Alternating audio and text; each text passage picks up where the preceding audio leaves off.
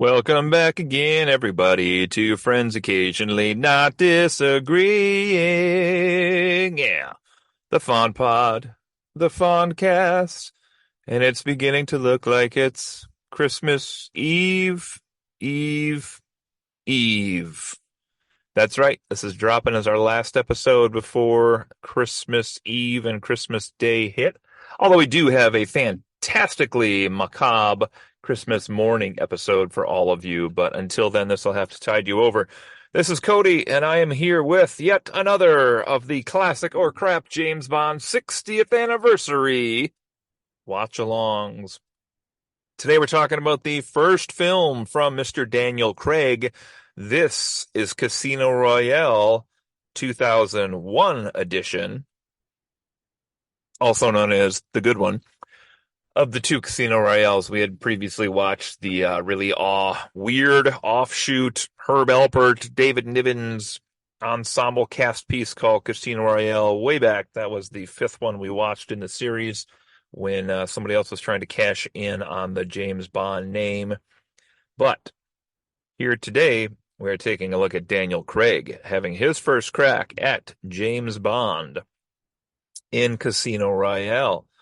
Now, this is a movie that I feel like we had a little break from here between Die Another Day and Casino Royale, where we were trying to find the next Bond.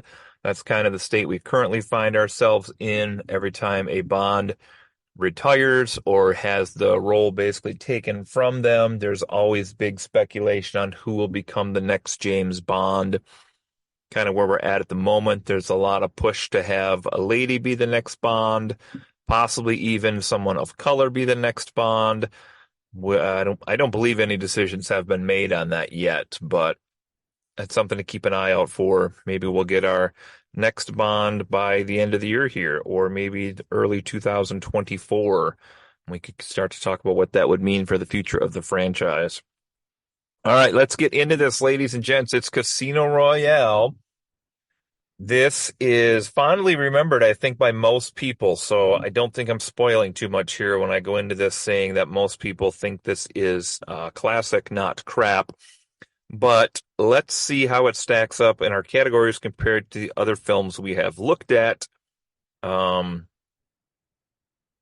sorry, this film came out in 2006. I might have my years off here. Maybe Die Another Day was the one that was closer to the year I'm thinking of here. But anyway, so still, this movie's 16 years old at this point, if you can believe that.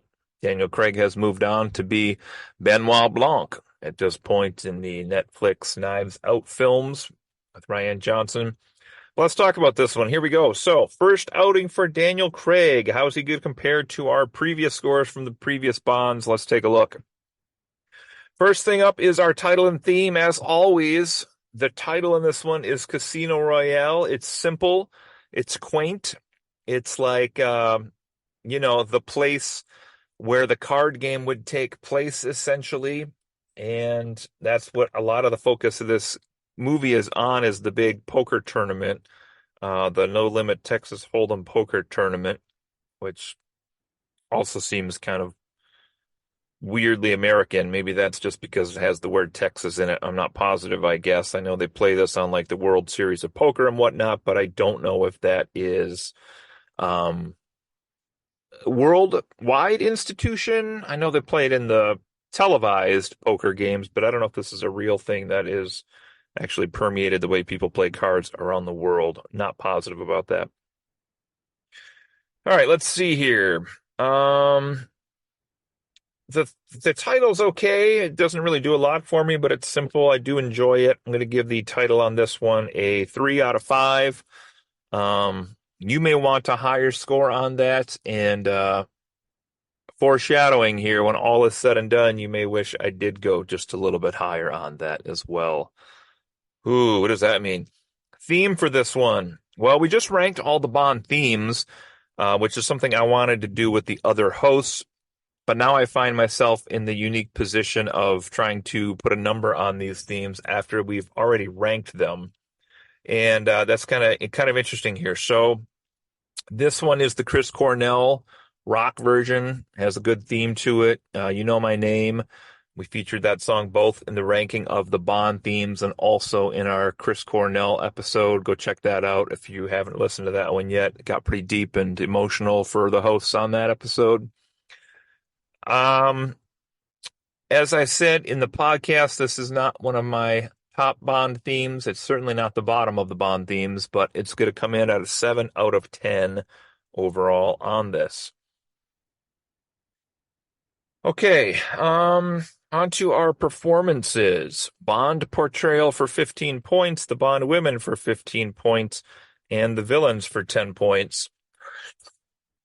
One of these categories I had a really hard time with, and I'll tell you which one that is here in just a second. But behind the scenes, as this is happening, we should mention this is the 21st official Bond movie, although the 23rd in the series that we've been watching with Casino Royale and Never Say Never Again. At the time this came out, after its break, this was the highest grossing James Bond film. A record it would hold until 2012 when Skyfall would come along and knock that off. But essentially, it says here on a disputed budget of 102 to 150 million dollars, this is going to rake a worldwide cume of 616 million dollars. So, very successful film. I think Daniel Craig, who hitherto I didn't really associate as this type of action star. I mean, I know he was in some things where he had action in it, but not a franchise such as this. I'm not even sure that I necessarily considered him a good leading man by this point, but here we are. Okay, so let's take a look at those performances then, as mentioned. Let's start off with Bond portrayal. Let's just get right into it. This is a 007 that Daniel Craig is playing, where he is a new recruit. He is a new 00 at the beginning of the movie, which means apparently you have to have killed two people by that point to get the 00 title. And he is someone who is at odds very frequently with Judi Dench's M character. So I will say, unlike most franchises, what James Bond has been able to do is seamlessly bring in these new Bonds, have some recurring characters lap over from one actor to the next actor, but not really address the elephant in the room, which is like, obviously you're a different James Bond than they just had as James Bond. So how does that, how does that figure? How does that compute? And here he is as kind of a younger Bond again. So we're seeing a new arc for a new Bond. So when you think back to earlier events that had happened in the Bond franchise with the different Bonds, this kind of ignores all those. And I guess the idea here is maybe that it's supposed to be a new Bond. Maybe they bring somebody else in, and maybe James Bond itself is a title, not a name, and they have different James Bonds. But that doesn't fully track either, because when you have, overlapping characters such as Judi Dench or Desmond Llewellyn or whoever here playing these different roles, M and Q and Moneypenny, etc., they are pretending as though it is like the same guy it's always been, more or less, and there's no mention of these previous people, so it's kind of a unique circumstance. Either way, I'm getting long in the tooth on this one, but I thought Daniel Craig did a really nice job playing somebody who's very physical, very standoffish and stand-up-ish as well against both allies and enemies in this movie. And I thought he did a great job with his performance all around. Emotions are very believable. His acting is very believable on this one. He's probably the most physical, even more so than Dalton. I'm not sure if this, I don't think this is rated R, but there's a depth to the violence that feels like it's a couple steps further than some of the earlier films here. 15 out of 15. Fantastic performance for Daniel Craig. I don't know if I pick him as the quintessential Bond. We'll talk about that more when this is done and we wrap it up here. But it's a good performance. Okay, the Bond lady. This is perhaps one of the harder ones to score in this movie. I mentioned there was one coming up here. Out of 15 points, how do I rate Vesper? Vesper is the character played by Eva Green here, and she is from MI6, but she does double cross Bond later in the movie. That's also shown because she has her own motivations because they were like basically kidnapping, torturing her lover that she had, even though she also was seduced by Bond in this movie. It's a really complex character, and I appreciated that about it. Bond even, I think, says at one point during the film that everyone has a tell except her. He can't figure her out, and she does double cross him for the money towards the end. But this is partially again because she needs to get the money to save her boyfriend. So she is in most of the movie, I will say, not all of the movie, which is always, point of contention with how I rank these. So she pops up roughly halfway through once this poker game becomes involved, which I was surprised how much of this is not about the poker game. Um, Plot wise in term not plot wise in terms of screen time, I guess I should put it that way. So really complex character. I really like the character that she plays in this.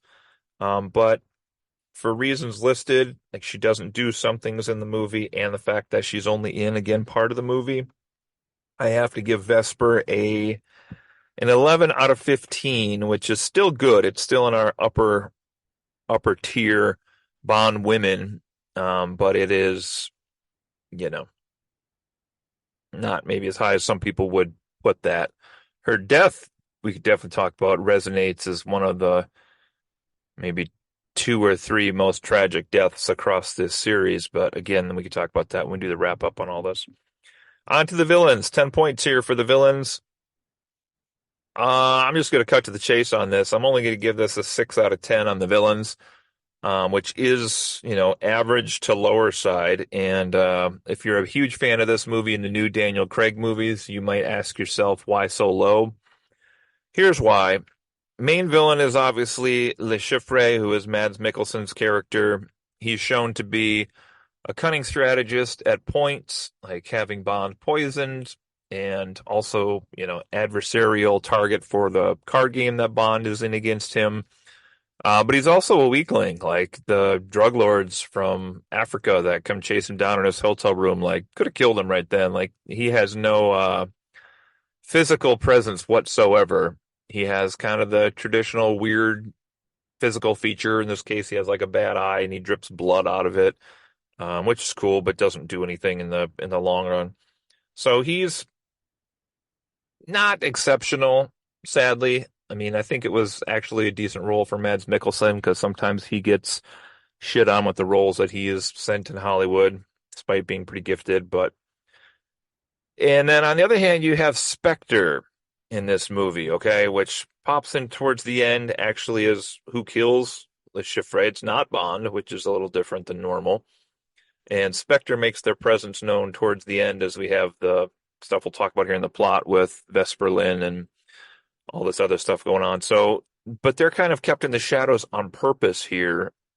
And it's weird that like the last third of this movie is maybe it's not quite a third, but last 20 minutes ish is all Spectre that we really haven't been introduced to at all in this film. And they're kind of the final boss, if you will, that end up partially killing Vesper.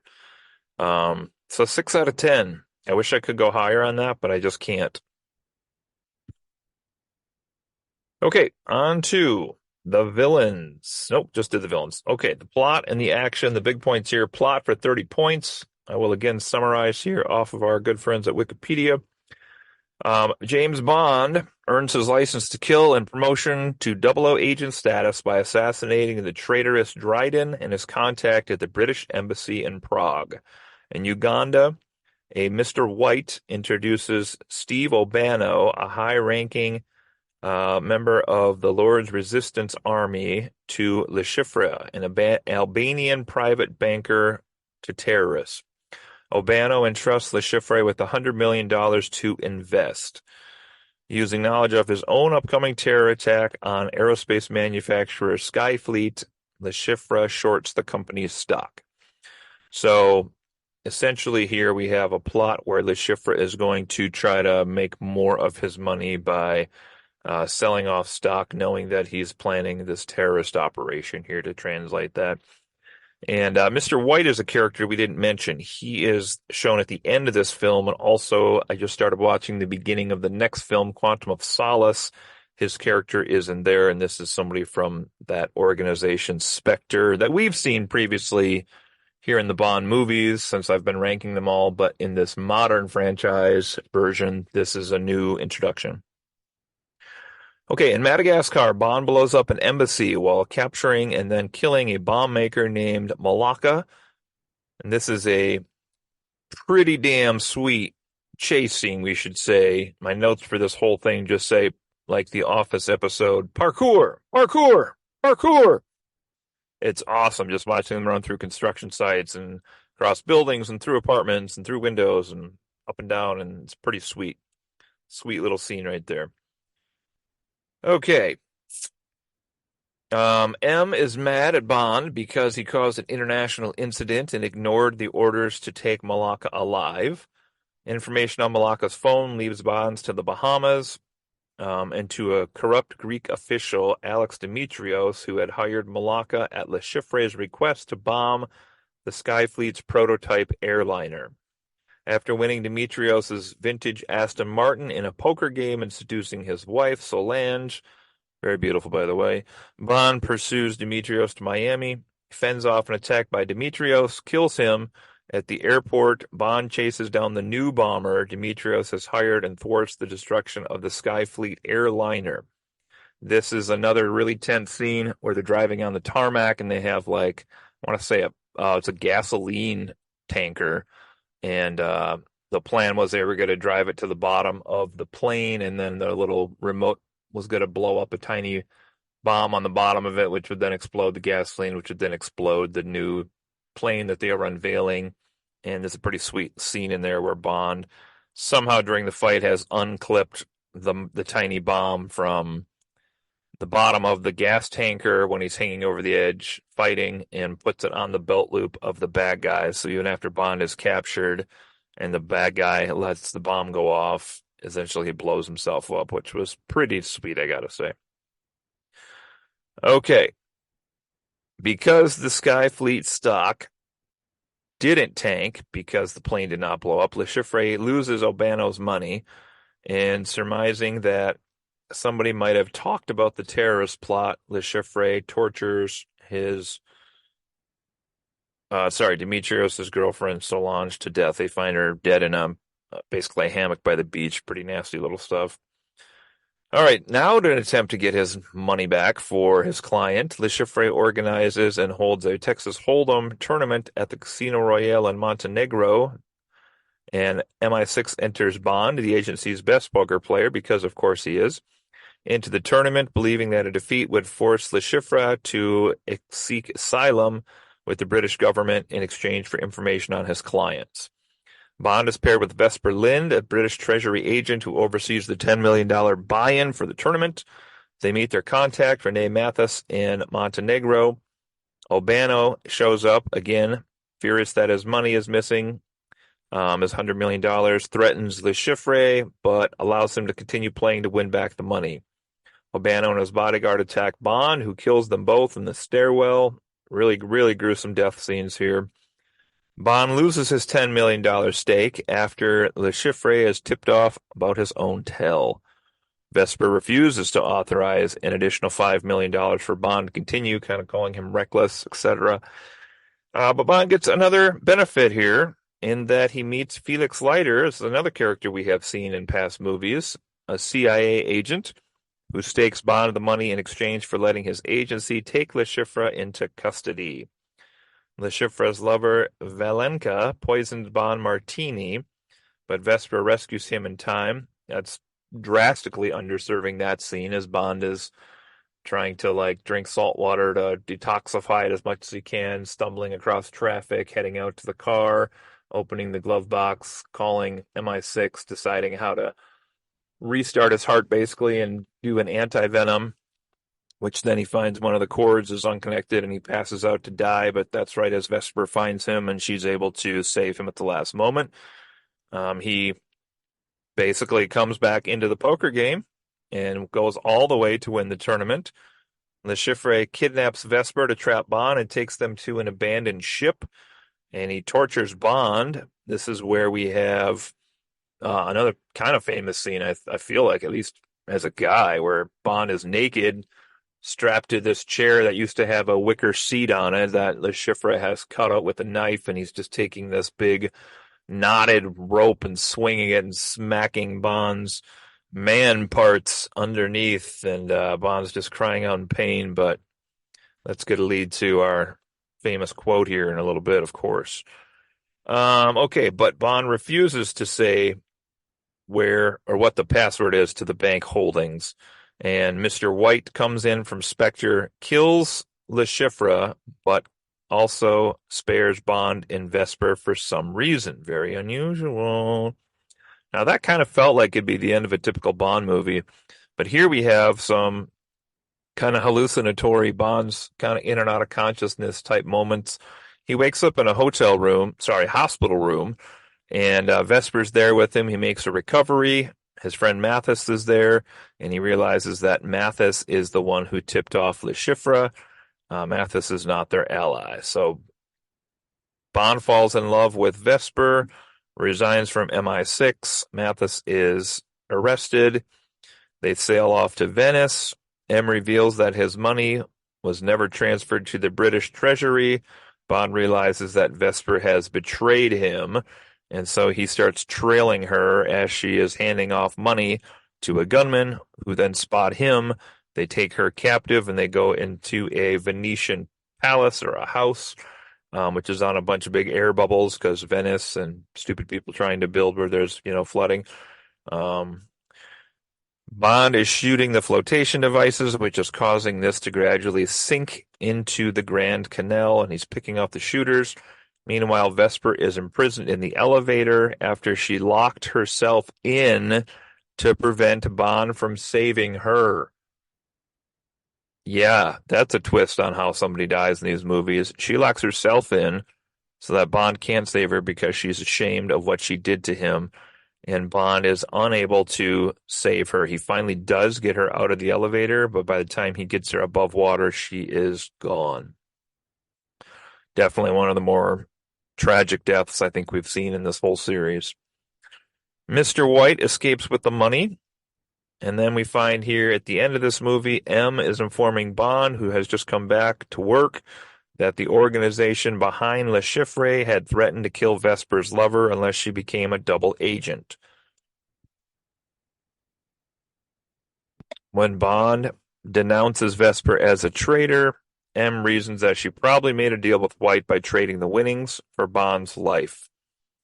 Realizing that Vesper left her phone to help him, Bond checks the contacts and locates a message that describes where Mr. White is at.